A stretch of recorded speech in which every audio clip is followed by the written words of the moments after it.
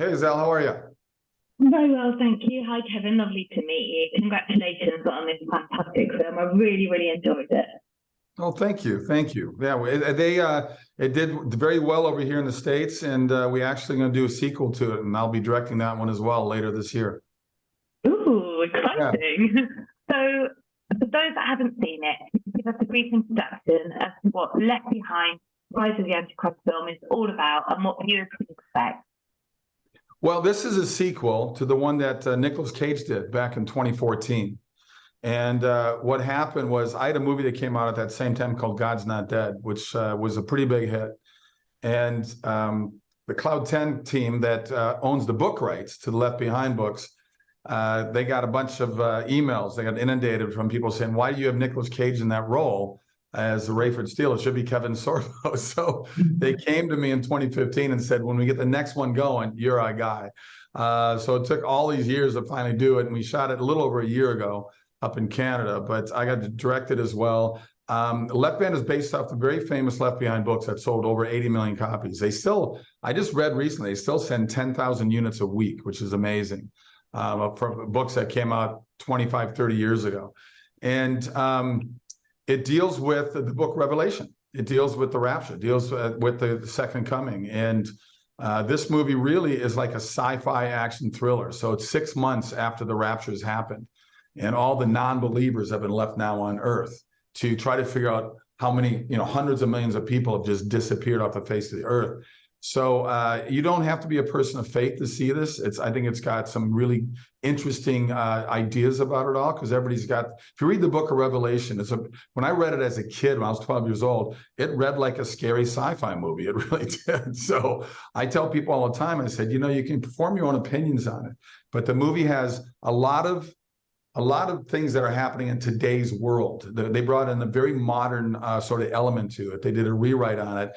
And Tim LaHaye and Jerry Jenkins were the writers of the book. Tim LaHaye's passed away years ago, but Jerry said it's the best Left Behind movie by far that he's ever seen. And so he gave us a stamp of approval, which is great. And it really deals with what people are going with. People become less believing in God. People became more believing there must be a God. How do you explain this stuff? So it's an interesting juxtaposition of people trying to figure out how something like this happened. Well, it was aliens. It was this. It was that. And I wouldn't be surprised people come up with those sort of reasons, because we all come up with try to understand why this happened, how it could possibly happen. So I hope people enjoy it. We had a great cast. It was a wonderful script. I was honored to direct it as well. And like I said, it did very well here in the States. So we're hoping it does well over in the UK. Oh, I'm certain it will. And also, I think what's interesting is what you said about the modern day setting for this. So many things in this film ring true with today's landscape. Was it really important for you to have that kind of relatable approach to this movie? Oh, I think no question. I think I went to two different screenings of it, one in California and one here in Florida where I live. And it was a packed house. It was like the second week of the screening. And I sat in the back just to gauge people's responses. And there's a Buck, Greg Pro plays the newscaster in it, has a debate with this woman that has a totally different point of view of what had happened to his point of view. And so they get cut short because it gets a little heated. And he looks at his audience and he says, don't be in a rush to get out and get a vanishing vaccine at any time soon. So it was definitely a plug at the whole COVID thing, and I got a huge laugh in the audience. People just really responded to that, and I thought that was pretty funny. But they wanted. I think it was important to bring it into today's world instead of the 90s. It was important to bring from that 90s point of view of what would happen in the rapture, because of what's going on in the world right now. All the anger, all the hatred, all the divisiveness, all the people fighting over it, all the political stuff going on. And it's crazy where the world is right now, the cancel culture, the woke mob. So I think I think it was smart that they brought it into more today's world, because people really responded to that. And the things we got off our site, if people go to sorbostudios.com, please go to sorbostudios.com, sign up. We keep you up to date. But we got so many responses from people in there just loving the movie, dealing with today's world and not dealing with some older point of view of it. Obviously, you've had extensive career directing and acting. What made you want to do both in this film, and what was that process like, kind of directing yourself? With Ray is obviously the central character is too. So it's quite a lot of work for you. Well, you know, I started directing back in my Hercules years. It was season 3, and I remember calling up the powers that be. I was living in New Zealand 7 years filming that, and calling up the powers that be and say, look, I'd like to direct an episode. And they said, sure. And I was like, okay. I thought there'd be a fight, and there wasn't a fight with it. So that really opened up the door for me to want to do more of those things. I directed another one called Let There Be Light that came out about 4 years ago. It's a very good movie, did very well for us here. I have another one directed that it's called Miracle in Texas. It's a true story about the largest oil fund in the history of the world in 1930. We're hoping that movie will get out before this year's done. It's done. It's ready to go. And I don't know. It's just, to me, I've learned so much by being on the set, and I've learned so much by actors that have gone into directing. Like my favorites with Mel Gibson and Clint Eastwood and people like that, because I find not that they make better directors, but I think they make better relatable people to actors because they're actors themselves. And to listen and watch what some of these guys have done and how quick they work. I'm very fast on the set. When I work with these directors, the younger directors that think 14 or 16 hours a day is necessary, I remind them very gently that Clint Eastwood works 8-hour days and makes Academy Award-winning movies. So, I mean, I will use anywhere between we're scheduled for usually 12 hours a day, and I'll use anywhere between 10 and 12, but I won't go past 12 because there's a lot of wasted time on the sets. And I do crack the whip a little bit. To me, it's like you come on the set, you know what your job is. Let's be prepared to do it, no matter what side of the camera you're on. But I'm also open to people's ideas creatively. It's not. I don't run the ship with a dictator hand. I run it with I like working together. I love the creative process with everybody being involved. Can you tell us a bit about your character and how you prepared for that role? Because in many cases, someone losing people they love, we see them follow a path of self-destruction. We see something else, don't we? You mean with Rayford Steele, my character? Yeah, because here's a guy that forever was fighting against his wife. He loved his wife. He loved his kids. But, his son was a Christian. She was a Christian. She told him about the second coming. She would always try to get him to go to church, but he would never go. And he knew what happened when he was in that plane. The minute his co-pilot disappeared, because he knew he knew the guy. He knew the guy was a Christian. Half the plane disappeared, and asking questions of people. Everything he found out during those next 6 months, where this movie picks up 6 months later, it points to everything that his wife said. And he's finally reached a point where he's got to get the answers of what his wife was doing. So he picks up her Bible, looks through all the scripture and the notes, everything she wrote. He goes to her church. I think one of the fascinating things in the script is when he goes to her church, he finds her pastor was left behind. And I think there are a lot of pastors out there that are working for government and not working for God anymore. So he admitted that he had lost his faith and lost his way, and that he knows now that he was completely wrong. He knows what happened himself.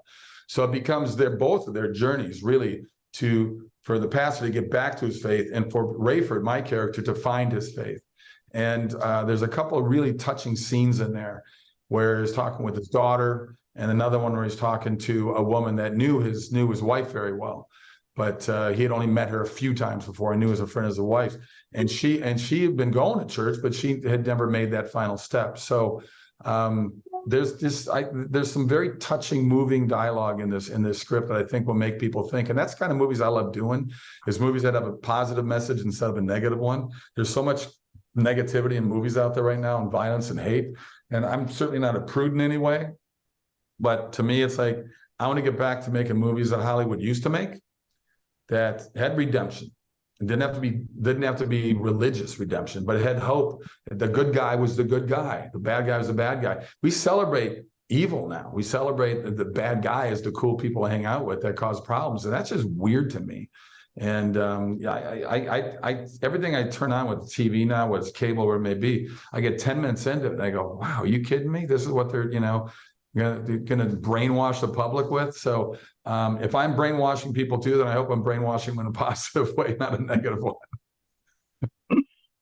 And you've got both your son Braden and your wife Sam as part of this brilliant ensemble cast.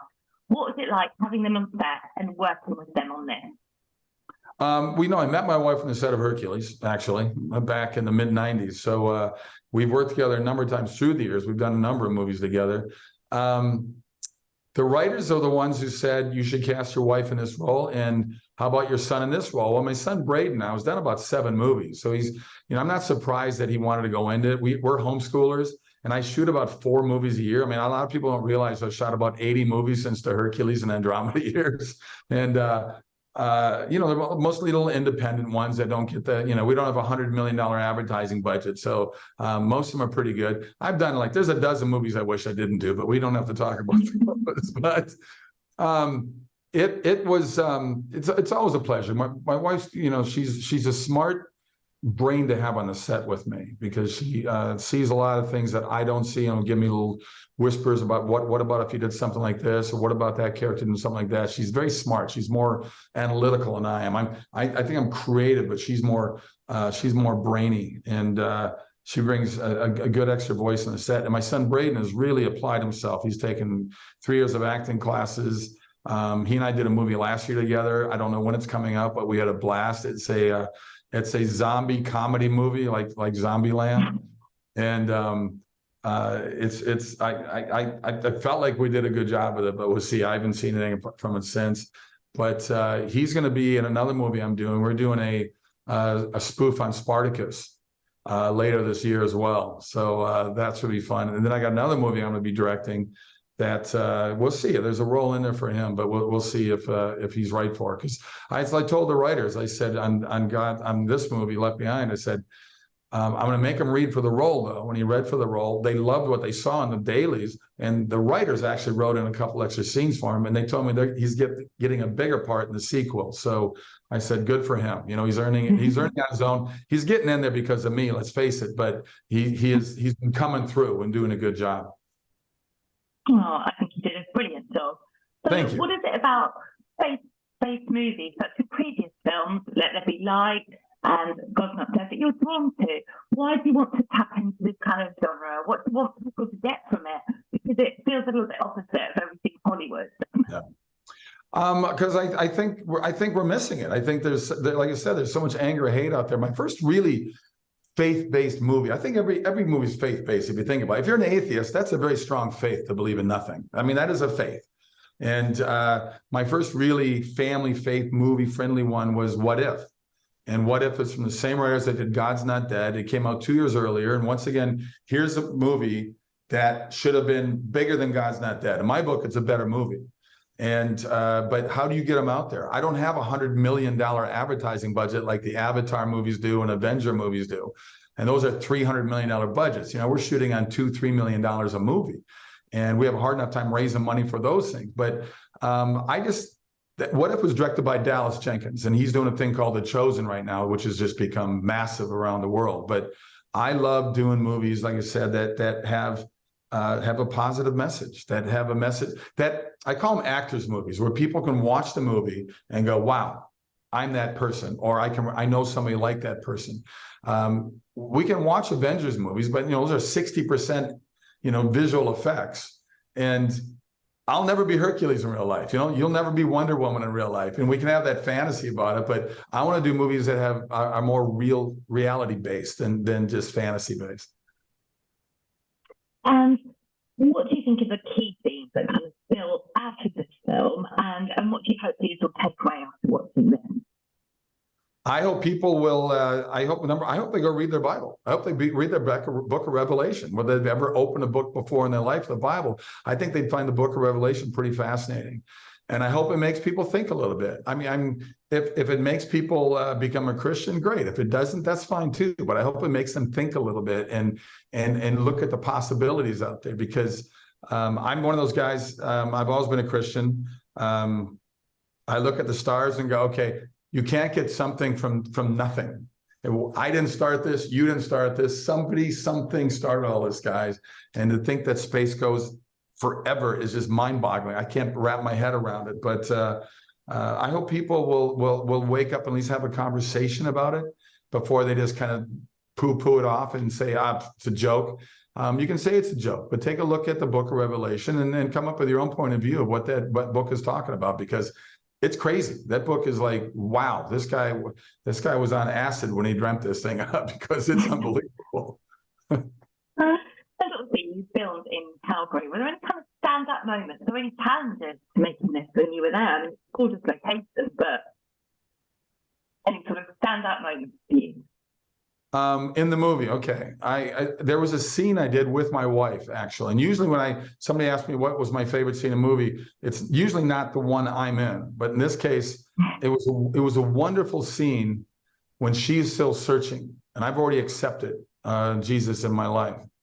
And I talk about a painting in there. And what's interesting, the writers then realize the painting they're talking about is a very famous painting of Jesus outside a door. It looks like it's early morning or late evening. The sun is setting, the shadows are long, and there's this beautiful wood door, and Jesus is knocking on the door, and there's no door handle on his side. I had that painting in my bedroom as a kid. My mom put that in my room as a kid. And it's in the Bible. There's a verse in the Bible where he's there and he's knocking, but you're the one who has to open the door if you want him to come into your life. He's not going to push himself. He's not going to force himself. He's there. He's going to knock. You want to open the door, then open the door. And I talked to her about that. And it got to be a very emotional scene between the both of us. And sometimes it's these unexpected pleasures on a set that you don't really anticipate happening that really give me the goosebumps still as an actor. And it was a lot of fun to do that, where the camera guys, the lighting guys, everybody disappeared. It was just me and my wife's character sitting in the pews of this church having a conversation.